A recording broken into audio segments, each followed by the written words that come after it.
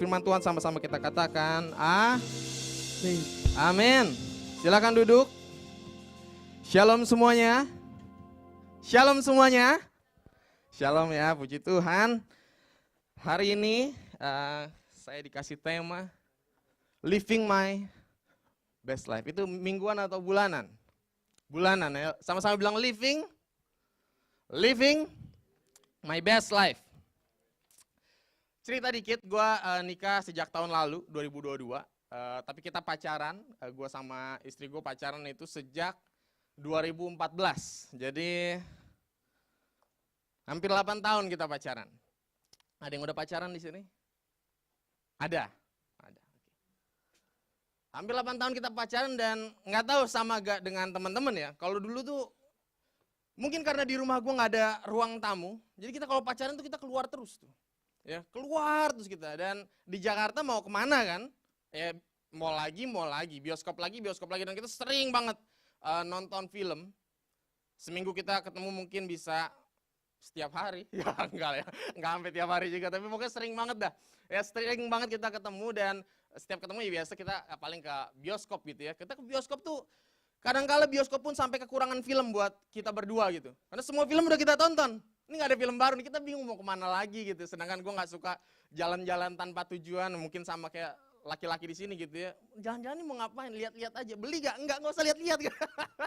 Ya, jadi kalau mau lihat-lihat, menurut gue harus ada yang dibeli gitu ya. Kalau gak mau beli, ngapain kita lihat-lihat, capek-capekin kaki doang gitu ya. Film sering banget nonton, sampai akhirnya kita nikah. Setelah nikah, itu udah jarang banget nonton, karena ya pacarannya di rumah aja kan, lebih hemat. Walaupun nggak juga sih, kebutuhan rumah tangga juga banyak. By the way, setelah nikah kita udah nggak nonton lagi, udah jarang banget nonton ya. Kalau nonton pun paling Netflix. Ya. Nah terakhir kemarin, akhirnya kita nonton bioskop lagi tuh. Kita nonton His Only Son. Ada yang udah nonton? Angkat tangan kalau udah. Nggak ada. Nah, tapi tahu nggak film His Only Son? Tahu ya, denger ya. Itu tadi gue juga nggak tertarik tuh nonton itu, karena pas gue lihat sinopsisnya ternyata itu kisah Abraham mempersembahkan Ishak. Jadi gue pikir nggak menarik. Ini menarik untuk diceritakan aja, kayaknya nggak untuk jadi film, karena pasti nggak ada actionnya dan lain sebagainya. Dan ternyata benar itu film nggak ada actionnya gitu ya. Menurut gue sebagai penyuka film gitu, anti klimaks lah dari awal sampai akhir gitu ya. Jadi dari awal pun gue udah nggak tertarik gitu dengan nonton film ini. Nah yang bikin gue tertarik adalah karena muncul berita di CNBC. Anggota DPR Komisi 8 pengen take down film ini. Tahu gak berita itu? Tahu ya, pengen di take down. Gue buka artikelnya, gue lihat kenapa nih pengen di take down. Alasannya sederhana, karena film ini nggak sesuai sama Al-Quran katanya.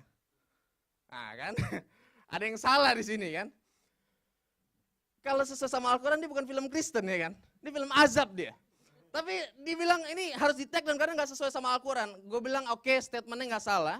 Yang salah adalah kenapa nih orang bisa jadi anggota DPR. Nah ini yang salah nih gue bilang. Ya kan? Tapi itu membuat gue jadi ngerti gini, oh iya ya, ternyata kecerdasan seseorang belum tentu berbanding lurus dengan jabatannya. Iya kan? Ternyata kemampuan seseorang itu belum tentu berbanding lurus dengan jabatan seseorang itu. Seseorang bisa aja dia pinter tapi jabatannya nggak terlalu tinggi. Di sisi lain seseorang bisa aja nggak terlalu pinter tapi punya jabatan yang begitu tinggi. Setuju gak sama sini? Iya kan? Sampai zaman sekarang tuh disebut zamannya the death of expertise katanya. Zamannya matinya para expertise, para ahli-ahli. Kenapa? Karena seharusnya dimanapun kita berada, harusnya yang punya jabatan adalah orang yang punya kemampuan. Nah tapi yang terjadi sekarang ini adalah orang yang punya jabatan bukan orang yang punya kemampuan, tapi orang yang punya uang. Kayak zaman sekarang dibilang kalau lu punya uang, lu punya, itu dia. Lu punya kuasa katanya ya. If you have money, you have power. Kalau lu punya uang, lu punya kuasa. Ya. Jadi sekali lagi ada orang-orang yang mungkin dia nggak terlalu pinter tapi jabatannya tinggi. Tapi di sisi lain ada orang yang lebih pinter sebenarnya tapi jabatannya lebih rendah. Ada orang yang sebenarnya lebih buruk tapi dipertahankan.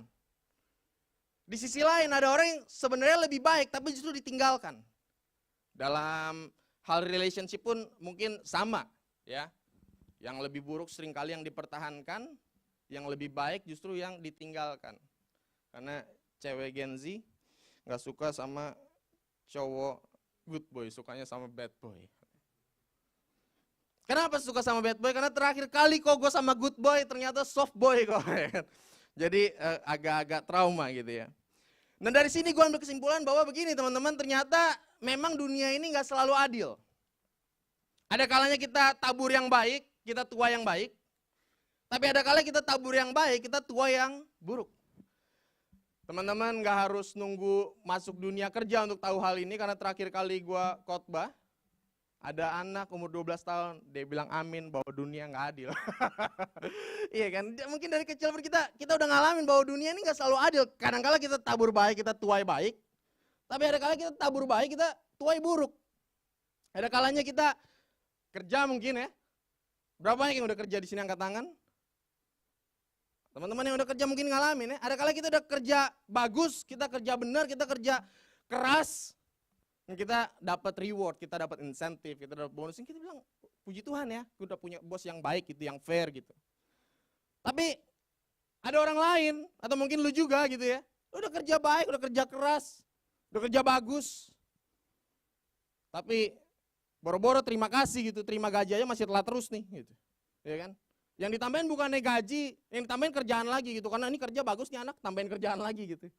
Bukan tambahin gaji. Artinya, iya dunia nggak selalu adil ya. Karena itu menurut gue gini, kalau kita pakai terms bergantung, kita di gereja sering pakai kata mengandalkan, cuma kalau kita pakai terms bergantung gitu ya. Bergantung itu kesannya gini, kalau lu lepas gantungan ini, lu jatuh ya. Kalau mau bergantung, lu nggak akan bergantung sama benda yang mudah patah gitu ya. Lu harus bergantung sama sesuatu yang bisa lu andalkan. Lu nggak mungkin gelantungan sama sebuah benang gitu loh. Hancur itu benang.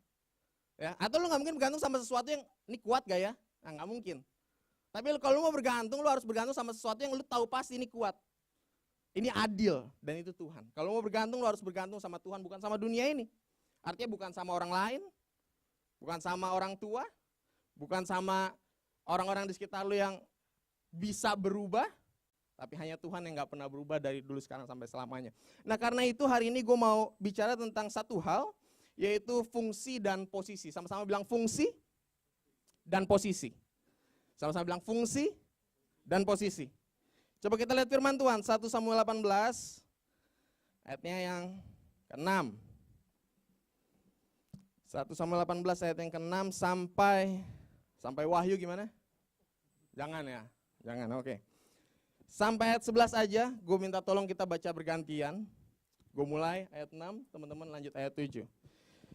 Dan seterusnya, tetapi pada waktu mereka pulang, ketika Daud kembali sudah mengalahkan orang Filistin itu, keluarlah orang-orang perempuan dari segala kota Israel menyongsong Raja Saul sambil menyanyi-nyanyi dan menari-nari dengan memukul rebana, dengan bersukaria dan dengan membunyikan gerincing. Ayat 7.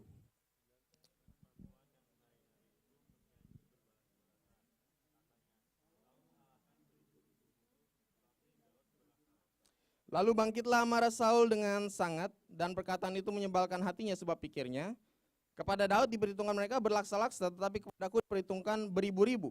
Akhir-akhir ya jabatan raja itu pun jatuh kepadanya. Ayat 9. Ayat 10, keesokan harinya roh jahat yang daripada Allah itu berkuasa atas Saul, sehingga ia kerasukan di tengah-tengah rumah. Sedang Daud main kecapi seperti sehari-hari, adapun Saul ada tombak di tangannya. Ayat 11.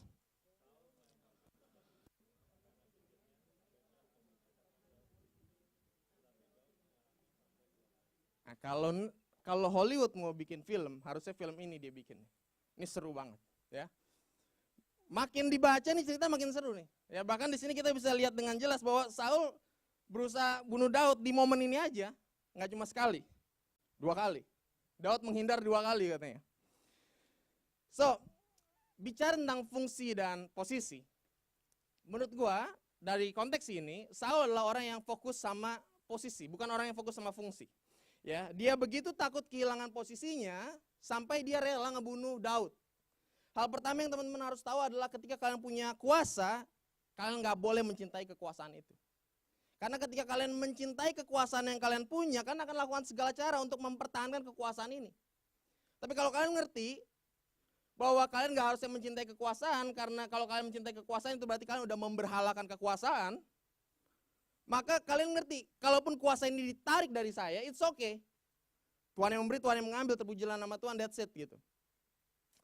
Saul begitu mencintai kekuasaannya, sampai dia rela lakukan apa aja supaya kekuasaannya gak diambil. Karena dia takut Daud ngambil kekuasaannya, Saul rela ngebunuh Daud. Dan for your information, Daud ini bukan sekedar hamba biasa. Dia bukan sekedar rakyat biasa. Kenapa? Karena kalau pulang nanti, kalian lanjutin ayat-ayat ini, yang mana gue yakin setelah kalian pulang gak mungkin kalian lanjutin. Pengen lanjutin ayat yang tadi, kayaknya gak mungkin ya. Ya kan? Tapi kalau kalian lanjutin nanti, ya, kalian akan lihat bahwa Saul dan Daud punya hubungan yang begitu spesial. Sampai Saul manggil Daud bukan Daud, dia panggil Daud anakku. Daud panggil Saul bukan rajaku, tapi dia panggil ayahku. Hubungannya begitu dekat, sampai seperti bapak dan anak. Tapi bapak ini rela ngebunuh anaknya demi mempertahankan kekuasaan. Kenapa? Karena dia fokus sama posisinya, yang penting posisi gua nggak tergantikan. Nah, apa yang membuat Saul takut digantikan Daud? Tadi kita baca, karena orang-orang bilang gini, Saul mengalahkan beribu-ribu, tetapi Daud mengalahkan berlaksa-laksa. Berlaksa-laksa artinya puluhan ribu, jauh lebih banyak daripada Saul.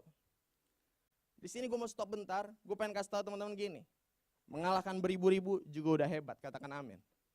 Nanggap ya.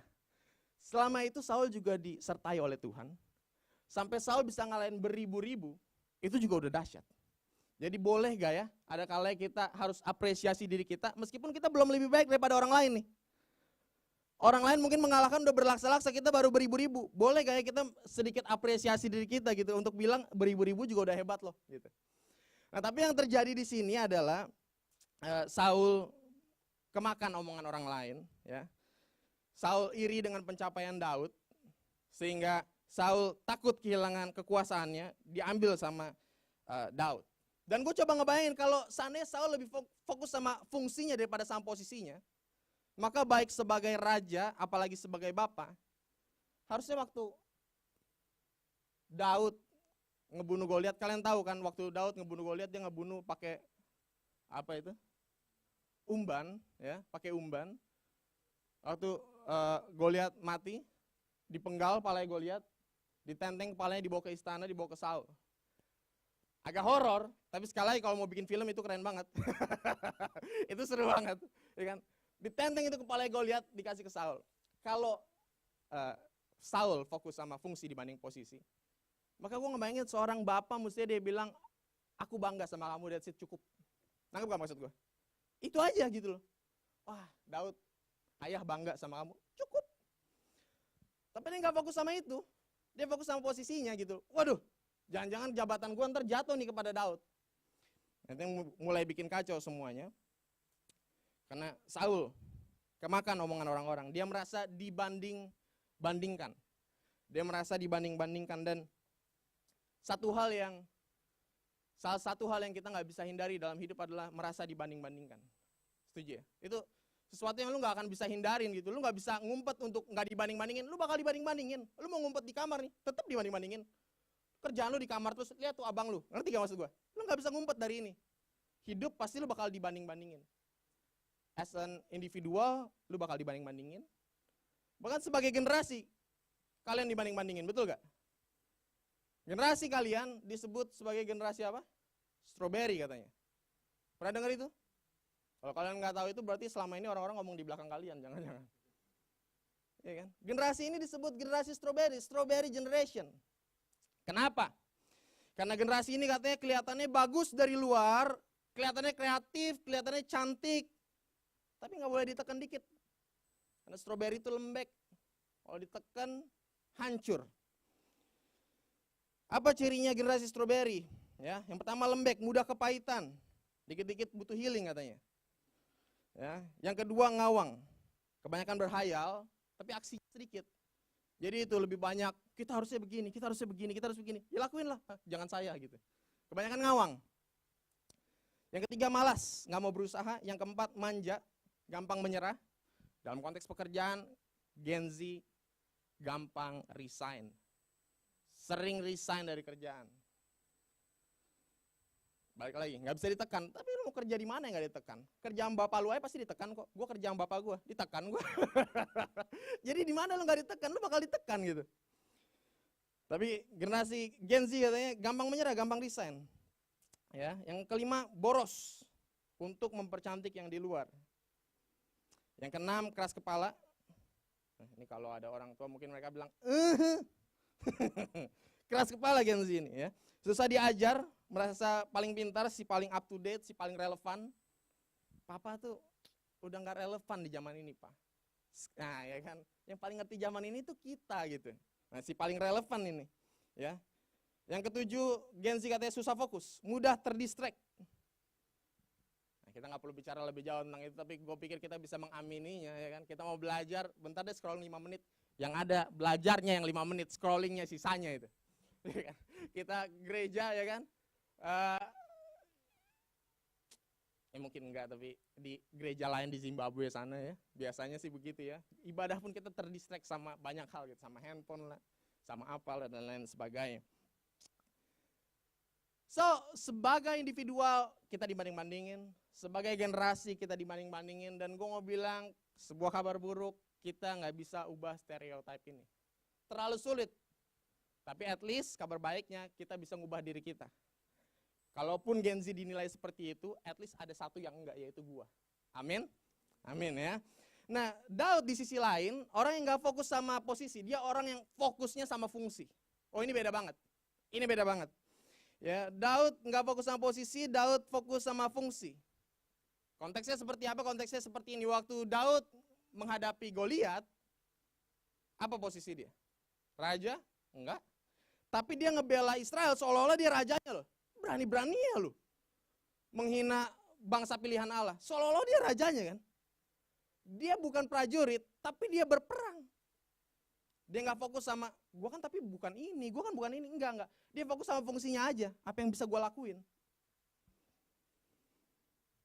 Dia fokus sama fungsi, bukan posisi. Nah, banyak orang kadang nggak paham, kenapa orang lain bisa jadi pemimpin, kenapa orang lain bisa jadi punya jabatan dan lain sebagainya. Contohnya di kantor.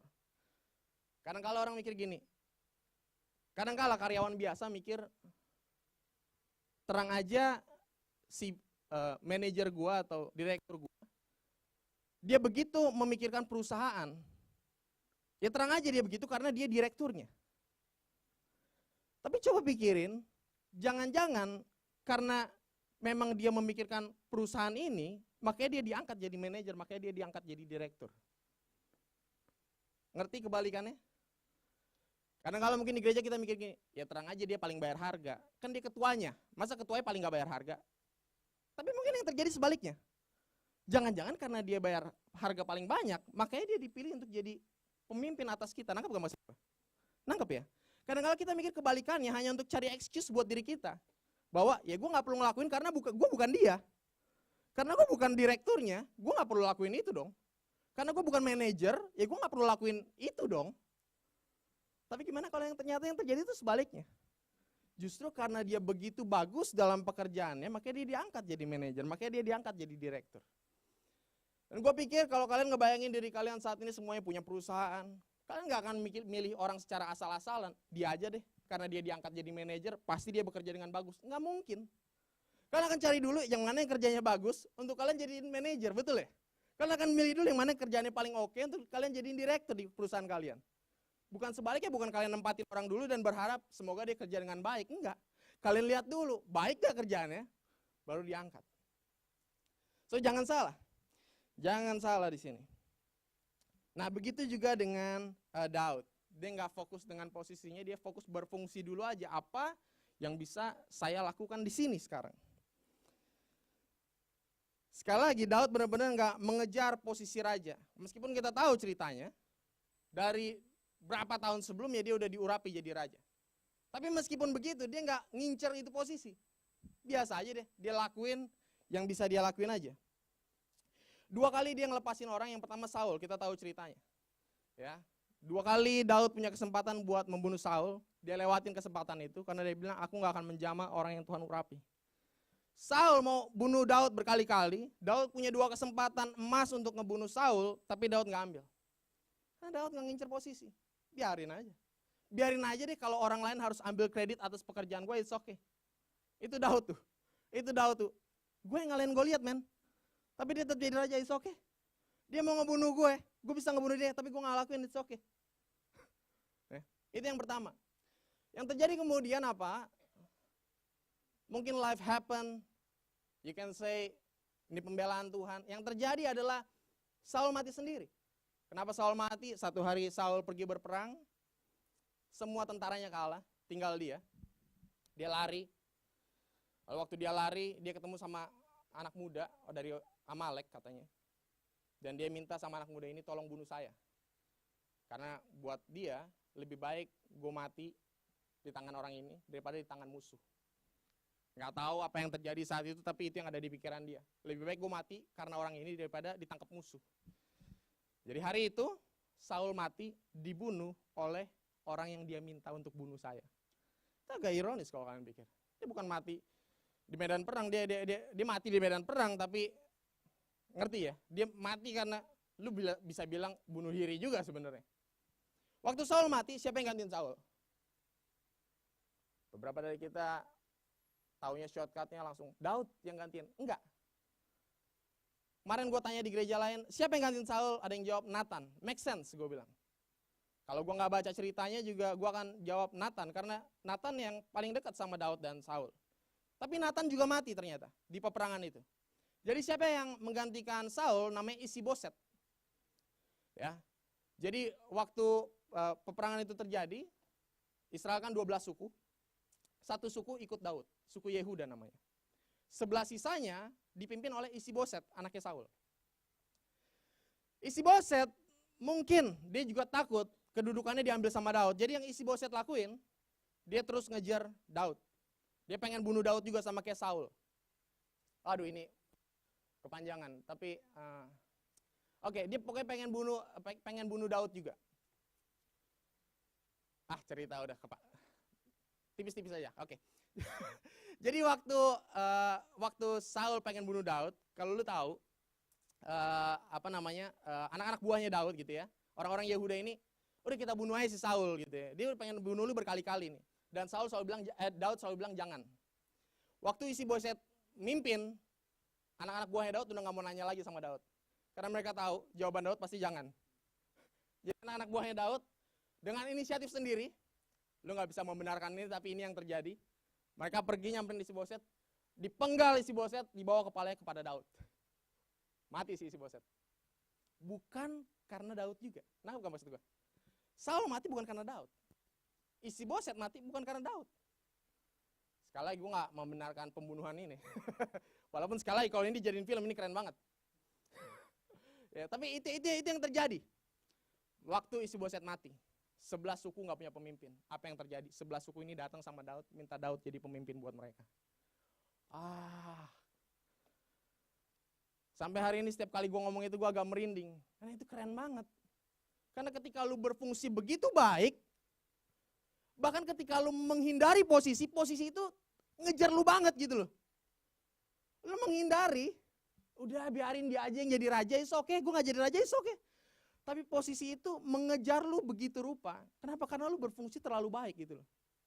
Lu bilang, jangan saya deh yang jadi pemimpinnya. Tapi gak bisa. Semua ngejar lu. Cuma lu doang yang bisa mimpin kita nih. Cuma lu doang yang bisa jadi manajer nih. Cuma lu doang nih yang bisa pertahankan perusahaan ini. Nangkep gak maksud gue? Gak ada orang lain yang berfungsi sebaik itu. Sampai ketika ada orang yang berfungsi sebaik itu, semua orang ngejar dia. Posisi itu yang ngejar dia, bukan dia yang ngejar posisi itu.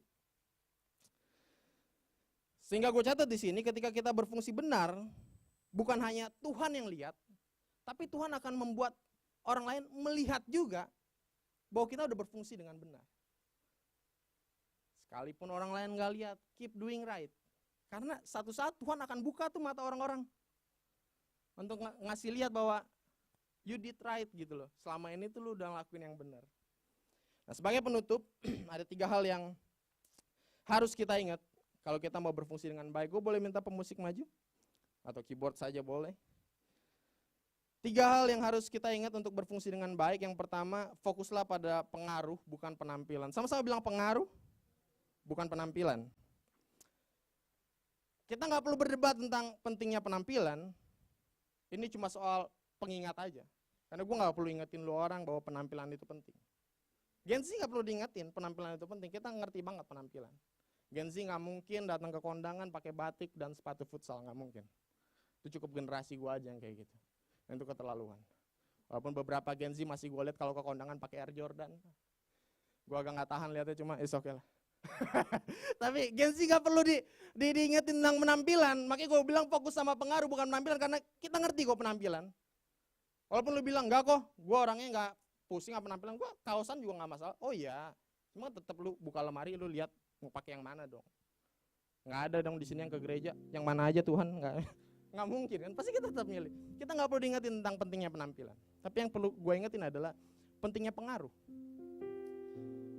Ke gereja kita pasti mikir mau pakai baju apa ya, warna apa ya, dan lain sebagainya. Kita mikir penampilan.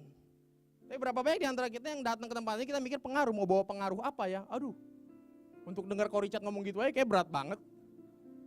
Mau bawa pengaruh apa ya ketika kita ke kantor, kita nggak mikir, kita bukan hanya mikir penampilan gitu, kita mikir mau bawa pengaruh apa ya di kantor ini ya? Mau bawa pengaruh apa ya kalau gue lanjutin usaha bokap gue ya? Gue mau bawa perbedaan apa ya di kantor ini ya? Kalian mungkin dengar gue ngomong kayak gini kesana gini, kok please kok itu kayaknya agak ngawang juga tuh kok. Emang ada kok orang yang mikir kayak gitu? Pergi ke satu tempat mikir mau bawa pengaruh apa? Emang ada kok orang yang mikir kayak gitu? Gue kasih tahu jawabannya, ada. Tapi nggak banyak. Makanya orang-orang kayak gini menonjol. Saking menonjolnya ada orang-orang yang nggak suka sampai bilang dia mah cari muka. Sorry kalau lu nggak bisa bedain antara orang yang cari muka sama orang yang kerja dengan baik. Dan lu juga harus maafin orang-orang yang gak bisa bedain itu dari diri lu gitu loh. Ketika lu kerja bagus, ketika lu kerja bener, justru orang lain nilai lu mah cari muka.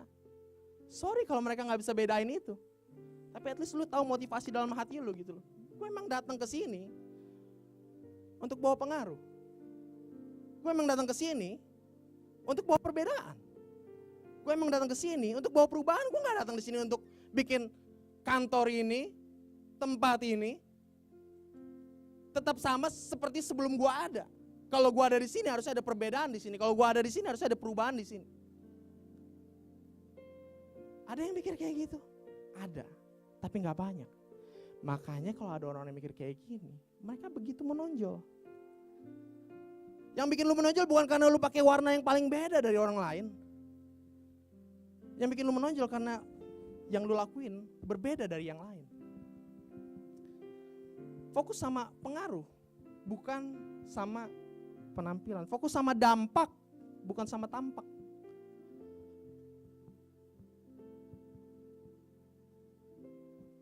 Beberapa gereja begitu fokus sama penampilan.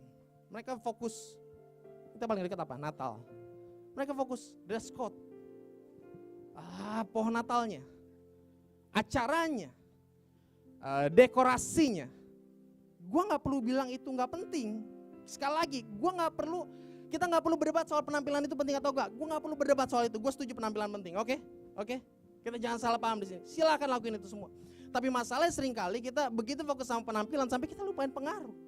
Kita begitu all out buat dekorasi, acara, dan lain sebagainya. Sampai kita lupa. Kayaknya lebih penting untuk kita banyakin waktu buat doa dan puasa buat acara ini. Banyak orang begitu all out untuk kita akan dekor minggu ini 4 jam di gereja. Kita akan doa 4 menit di gereja. Kita gak perlu puasa. Come on. Gue masih percaya sama puasa, gue masih percaya sama doa gitu. How about you? Apakah masih benar firman Tuhan yang bilang bahwa ketika nama Yesus ditinggikan, jiwa-jiwa bakal datang? Apakah lu masih percaya akan firman itu gitu loh? Atau lu percaya enggak, orang-orang datang tuh karena vibe-nya oke kok gitu. Karena lighting-nya oke kok. Orang-orang datang tuh karena yang khotbah lucu kok. Orang-orang datang tuh karena yang mana yang lu percaya? Orang datang karena penampilan atau orang datang karena pengaruh?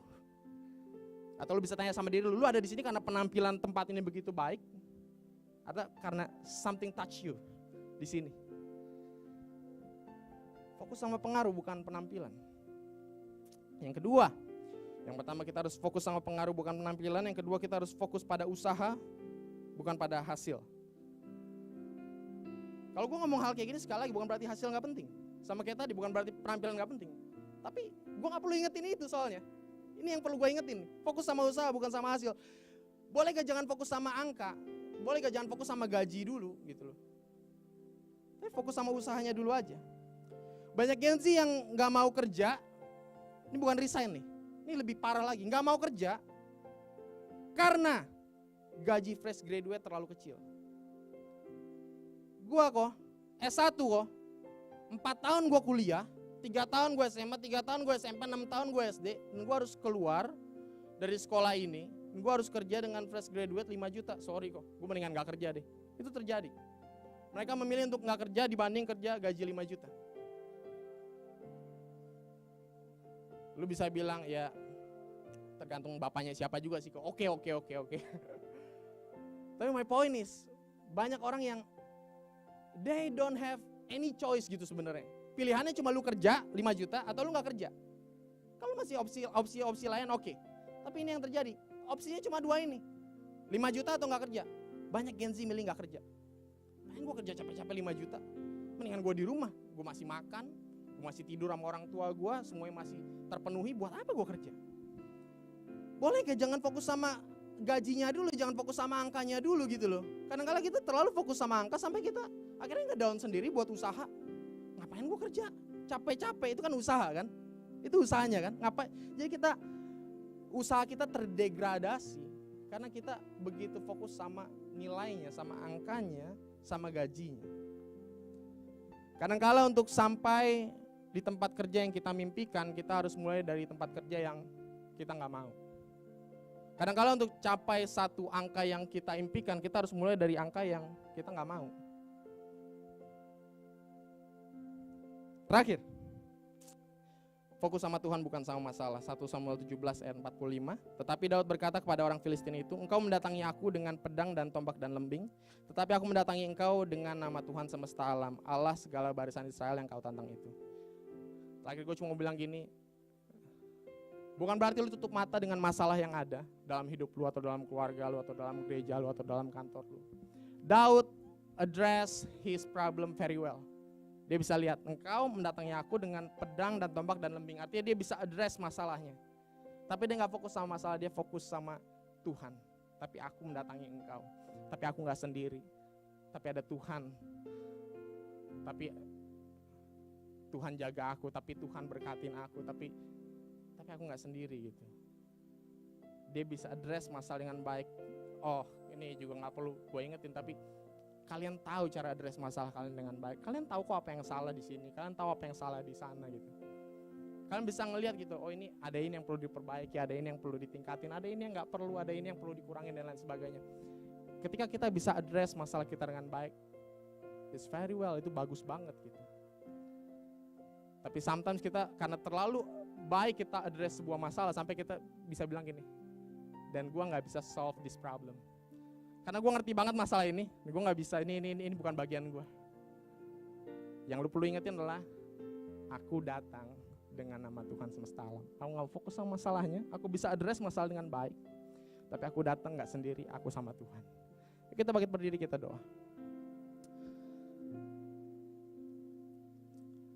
Aku punya Tuhan yang besar, yang telah berjanji dan selalu menggenapi. Imanku bersepakat, percaya kuasanya. Ku terima sekarang kemenangan. Aku punya Tuhan yang. Setiap kita tutup mata saat ini, gak perlu lihat yang lain, gak perlu fokus sama yang lain, jangan terdistract sama yang lain. Ambil waktu sebentar, 1-2 menit ke depan. Mari berdoa saat ini, mari nyembah Tuhan saat ini. Sepakat percaya kuasanya, ku terima sekarang kemenangan darimu. Mari sama-sama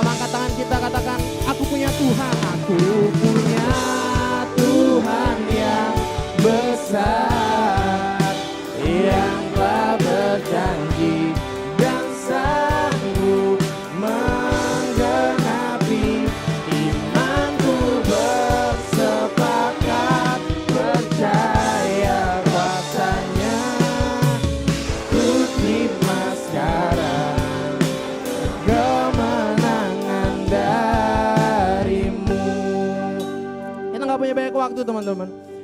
Kalau kalian ngerasa hari ini Tuhan bicara sama kalian, kalau kalian ngerasa hari ini Roh Kudus bicara sama kalian, boleh gue minta kalian taruh tangan kalian di dada, gue berdoa buat teman-teman semua.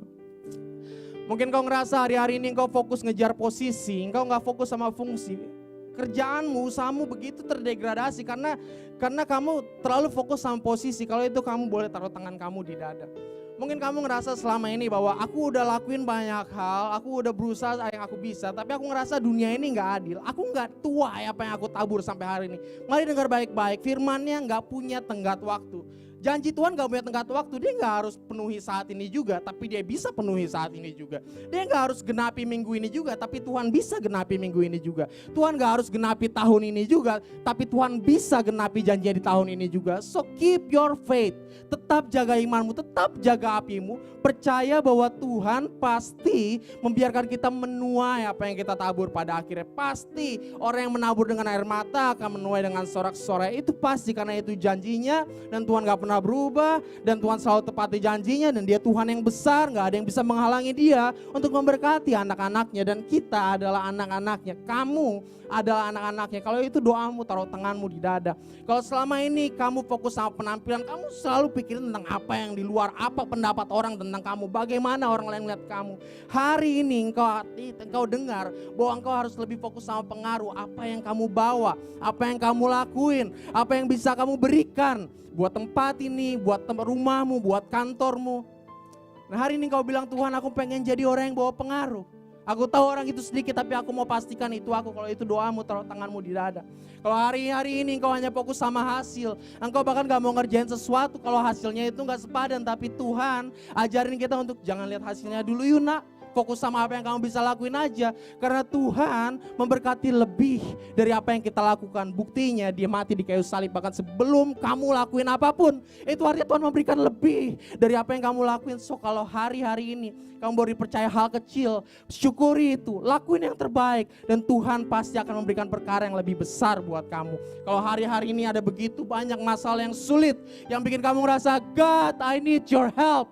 Hari ini kau harus fokus sama Tuhan. Karena dia Tuhan yang besar, dia Tuhan yang menepati janjinya, dia yang Tuhan yang melihat engkau, dia Tuhan yang gak pernah tidur, dia gak pernah tutup matanya atas engkau, dia selalu melihat engkau, dia tahu apa yang kau lakuin, dia tahu jeripayamu, dia tahu air matamu dan dia bilang, anakku, aku beserta engkau.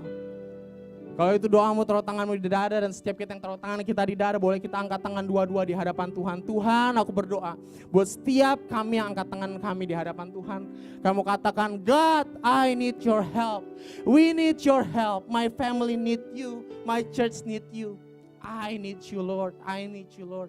Karena itu Tuhan, aku berdoa di dalam nama Tuhan Yesus, biar turun pertolongan Tuhan atas anak-anakmu di tempat ini. Biar tercurah berkat Tuhan atas anak-anakmu di tempat ini. Kami berdoa ya Tuhan Yesus, bahwa hari-hari ke depan kami akan semakin kuat, kami akan semakin diperlengkapi, kami akan semakin dikuatkan Tuhan untuk melangkah, untuk berlutut, untuk berdoa. Dan kami mau Tuhan api yang ada di dalam kami gak pernah padam. Dimanapun kami berada, kemanapun kami pergi, kami berdoa Tuhan Yesus biar kami boleh selalu mengandalkan Tuhan, kami boleh selalu bergantung sama Tuhan, karena kami tahu Engkau Tuhan yang selalu ada buat setiap kami. Terima kasih Tuhan, terima kasih Bapa di sorga. Kami tutup bungkus segala doa ini di dalam nama Tuhan Yesus Kristus. Setiap kita yang percaya sama-sama kita katakan amin. Haleluya. Puji nama Tuhan. Teman-teman dipersilahkan untuk duduk kembali dalam hadirat Tuhan. Kita akan sama-sama masuk ke dalam perjamuan kudus. Apakah ada teman-teman yang belum terima anggur perjamuan?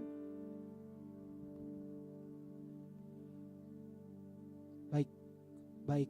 Untuk itu nanti akan ada Adel yang bantu